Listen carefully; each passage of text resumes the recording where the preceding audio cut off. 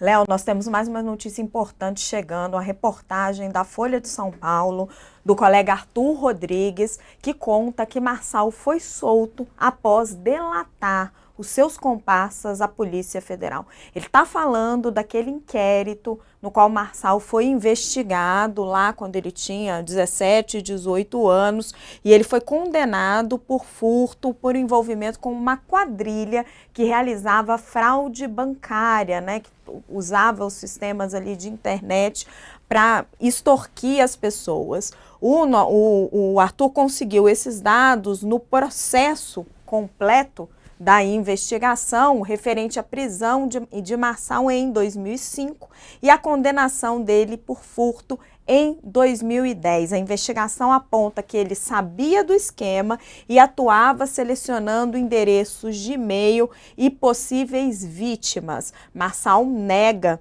que soubesse do esquema e diz que apenas fazia manutenção dos computadores. Mas olha só, um ofício da PF datado do dia 2 de setembro de 2005 pede a soltura de Marçal após ele revelar aos investigadores informações sobre as pessoas envolvidas no esquema. Segundo esse ofício, Marçal havia sido preso provisoriamente no dia 31 de agosto. E depois que ele revelou informações sobre o caso, diz o ofício da PF, que ele é liberado. O documento que cita esse e outros fatos pelo caso afirma que, aspas, pelo acima exposto, não se faz mais necessária a manutenção de sua prisão temporária. No dia seguinte, 3 de setembro de 2005, a Justiça determina a soltura imediata dele,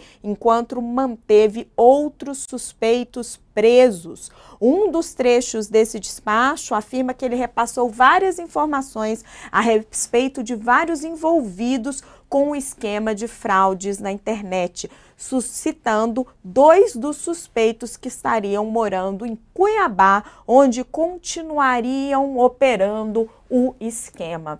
Léo, tem algumas informações bem importantes aí nessa matéria.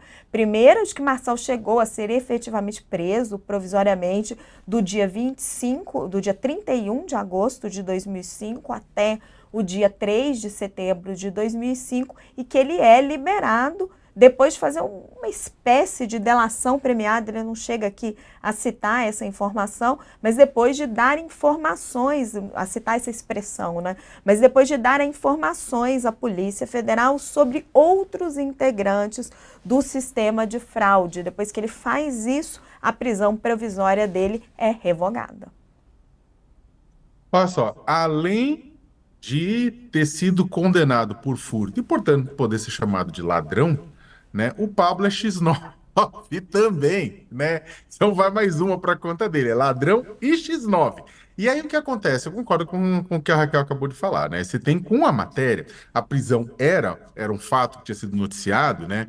Não a quantidade de dias, mas a prisão, né? E o que acontece é que no interrogatório, essa matéria ele traz detalhes sobre o interrogatório do Pablo. O Pablo ele dizia que ele consertava computadores, falou que ele consertava computadores, trabalhava, também era um trabalho de publicidade que ele realizava para o médico.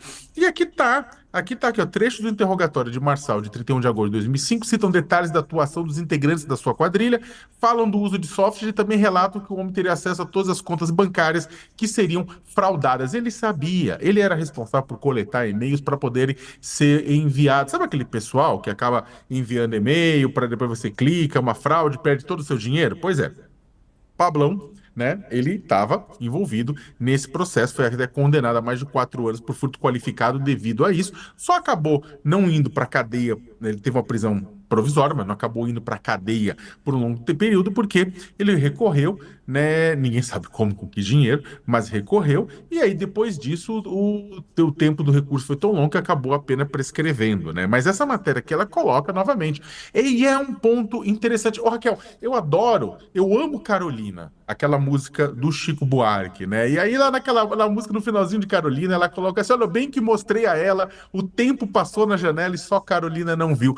E é interessante interessantíssimo, porque a imprensa tá colocando e está trazendo dados importantes para o eleitorado de São Paulo a respeito da idoneidade de todos os candidatos. Não é só um nem outro, todos os candidatos estão sendo largamente escrutinados, né? E aí, no pessoal do Pablo, tem um pessoal que, claro, vê isso e fala, meu Deus. Tem um pessoal que até pensa em votar nele, vê isso e fala, meu Deus, é uma coisa que eu preciso levar em consideração.